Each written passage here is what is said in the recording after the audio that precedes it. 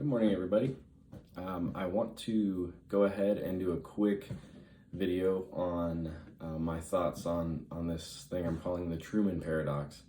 I'd like to get this out. I'm not going to go crazy down the ego rabbit hole today yet. I want to have a better outline for that conversation, but we'll delve into it a little bit here. And so the Truman paradox, so there's a movie called The Truman Show, and I have a synopsis here, so if you haven't seen it, you should definitely see it, starring Jim Carrey. So the synopsis is,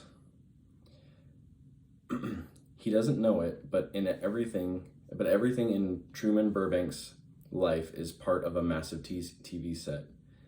The executive producer orchestrates The Truman Show, a live broadcast of Truman's every move captured by hidden cameras.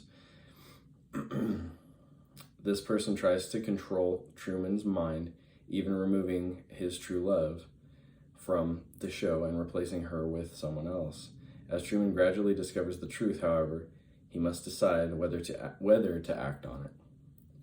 So basically, living a lie is kind of what that all comes down to. He was a baby, he was adopted, this idea was proposed that this baby would be part of this TV show, and literally for his entire life he was part of a TV show. Everything around him was controlled. All right, so let's read the definition of paradox. So, paradox, a seemingly absurd or self-contradictory statement or proposition that when investigated or explained may prove to be well-founded or true. And so what my conclusion is, I'll leave this up for the moment, is that basically if we live in ego, which we all have at times, and I think some people circumvent this, and that's awesome because, not everybody buys in to the, modern ego trap. So there are some people who circumvent this naturally, but when you grow up and you have a name and you have this story of your family and you have history all around you, you grow up in a country, you grow up with a culture, you grow up with all of these things, you're born into this idea. You're born into this structure of how everything needs to be, and what, it's like you're a baby and you're born and this sack of stuff comes with you, and you have to carry this, and it's your identity. And so my thought is basically that, out of this, this lie, it's not all a lie, don't get me wrong. Obviously history has happened. The problem is that history is also skewed in a certain direction. History is rewritten, or the story is told in a certain way to tell the story, and the truth is generally over here somewhere. It's left aside. Only the facts that people want known are what is carried forward. So that's part of it, right? Then you get into school and you're taught certain things. There's this narrative that you are told, your family all has ideas about how things need to be. And so it's conditioning. Your whole young life and into adulthood is conditioning by different, I don't know, what you want to call it, different groups, different people with different ideas and opinions and priorities and things like that. And at a certain point, you get to this point where you start going out on your own and figuring things out and seeing things for whatever perception of truth that you see. And it doesn't always line up. It doesn't always add up. And so you have to start shedding layers of all of that stuff all the stuff you were told, all the stuff you were taught, all the truths that were handed to you and you've upheld or whatever up until now. All of these things you have to test yourself, and I can tell you what my truth is. I can tell you where I'm headed, but until you experience it in your life and you prioritize it the way that you need to, and you test it yourself, everything I tell you is just going to be a story. And that's how life is. So, yeah, someone can tell you a story, and until that exact thing pops up in your life or something very similar, you retain that little like, oh yeah, it's somewhere in there. But until you experience it directly, that's when those wires connect and like, oh, that's what that person was talking about. So yeah, the Truman paradox is basically that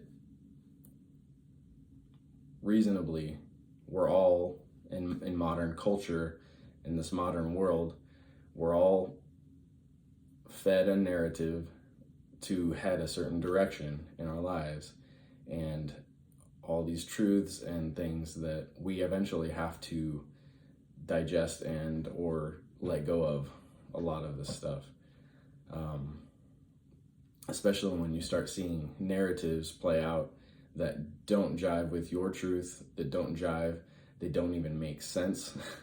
They don't even add up at all. And you start to realize like all of this, there is a huge control factor in all these narratives that is playing out that is unseen. It's Oz behind the curtain, pulling the strings, and don't look at the little man behind the curtain, and I mean, it sounds so hokey conspiracy, but it literally like life is like that. So what do you do? What do you do to combat this? Like I said, you start finding your own truth. You start doing your best to shed, let go, accept what has happened, accept all of the things that you've been told, but understand that it's time to find your own truth. It's time to blaze your own trail and move in that direction. And with sincerity, and sincerity is huge. You have an intuition. There's a little voice inside of you. And it's like through all my struggles, I was a victim of myself, and I still am. I still drink coffee. I still have my things here and there, but I'm getting better. I feel like I'm getting better, and I feel like a better person. I'm able to actually speak my truth. I'm able to actually feel things as they hit me and either accept them or push them off. And like I've said, I've had somewhat of an internal guidance system that steered me away from certain things in my life. I've never been a smoker, even though both my parents are. Never dabbled in heroin or any of the stuff like that. I've tried things, but I knew that given certain things that I just didn't want to go down that road. And also, finding out that, my father was an addict when I was born, basically. And, you learn all these things later in life, and it's just like, holy shit, it's pretty crazy, but it is what it is. So, sincerity, operate with sincerity. If you're lying to other people a lot, if you're lying to yourself a lot, then you've obviously got some things you got to work through. And it happens, it does. I'm at a point where now if I feel that feeling that I need to hide something, it's probably something I need to actually start talking about in the open, whether with my partner or whoever it has to do with or whatever. But like those feelings can fester and they're just not good things to have hanging around. And basically, so the Truman paradox. So basically, it's you're living a lie until you wake up from the lie.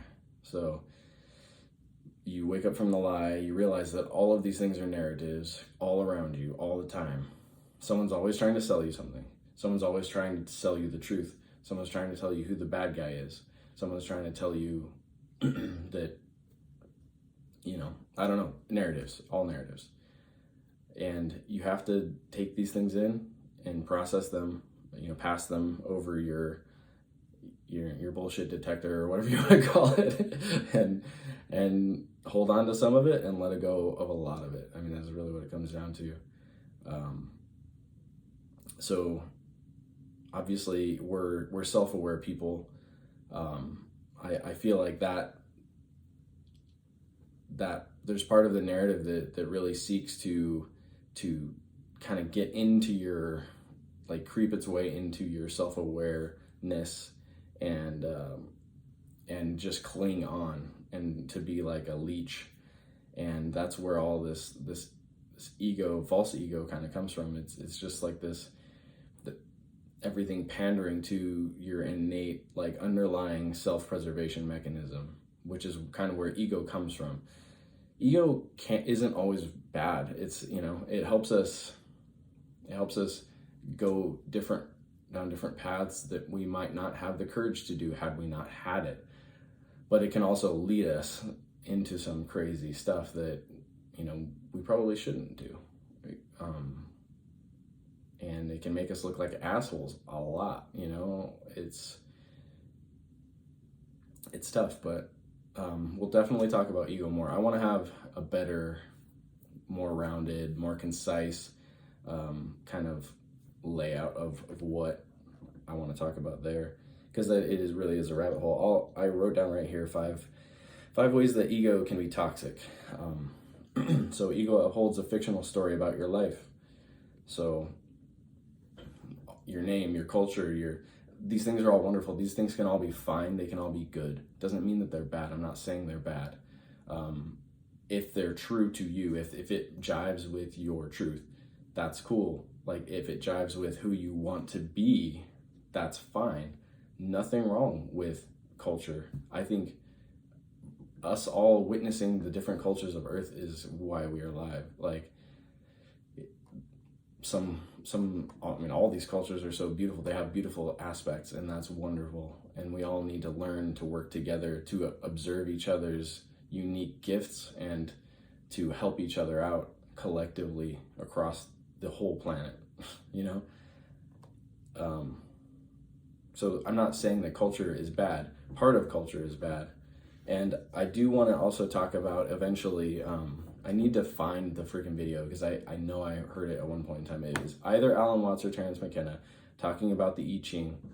And if you don't know about the I Ching, it's like the system of 64 hexagrams, and it's like an ancient Asian, I don't know what you call it, like a system. I mean, computers are literally based off of this, but you cast these hexagrams, whether they're coins or there's just different ways to do it.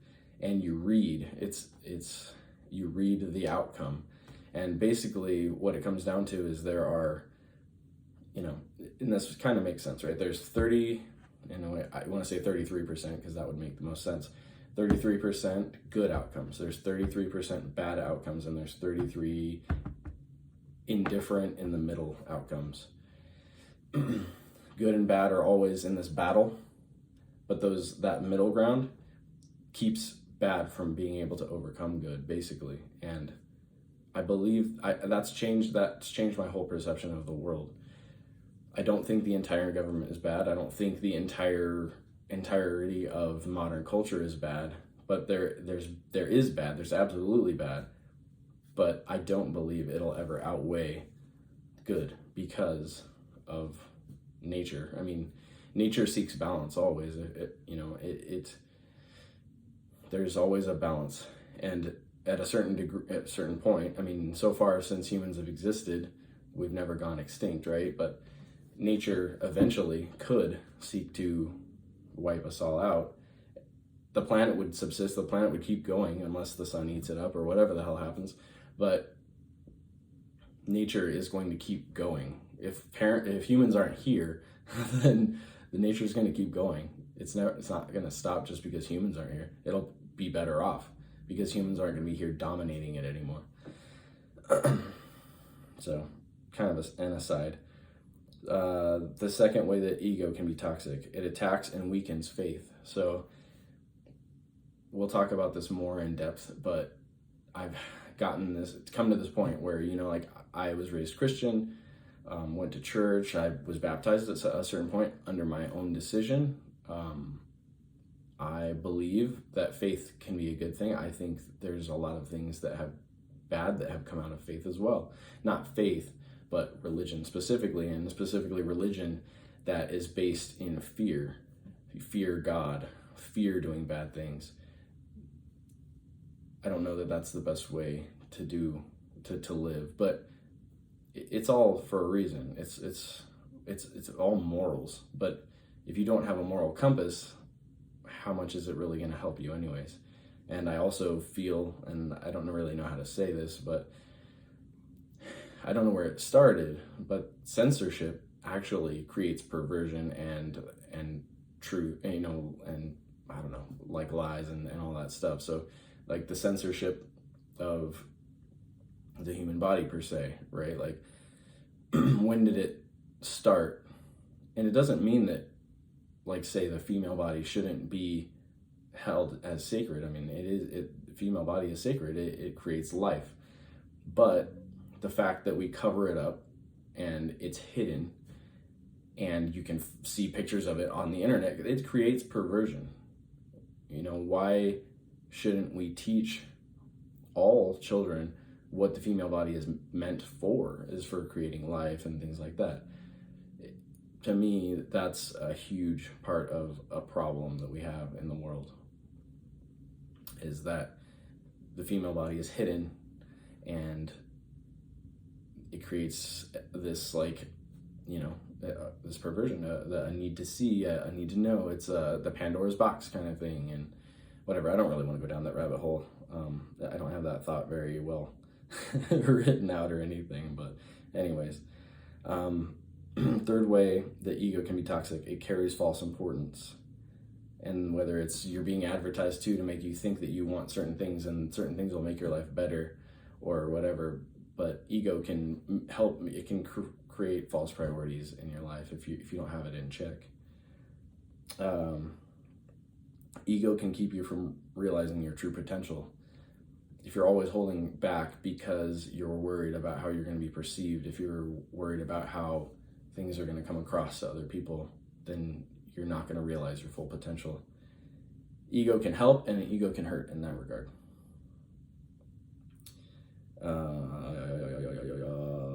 Fifth one. So I said ego can be toxic because self-importance can keep you from seeing the underlying truth. So if you believe wholeheartedly in certain things, in certain narratives or whatever, however you want to say it, and you don't want to look at it logically, you want to use, you're looking at this ego-based logic. You're using ego-based logic, I guess. I don't know. I mean, this isn't fully thought out, but it could potentially keep you from seeing reality. So I hope I delved into the Truman paradox well enough that it can be understood. I may eventually start creating videos and actually editing them and making them a little more flashy or whatever you want to call it. I mean, just adding a little flash to them. But right now I'm just trying to get this out, and this is already a 20-minute video almost. So just trying to get some thoughts out into the ether so that other people can digest what I'm feeling and seeing and go from there. So I hope you all have a great day. It's Monday. It's November now. The weather's changing. It's cold here in Utah. It's already snowed a bit, and so good stuff. I'll chat with you later. Peace.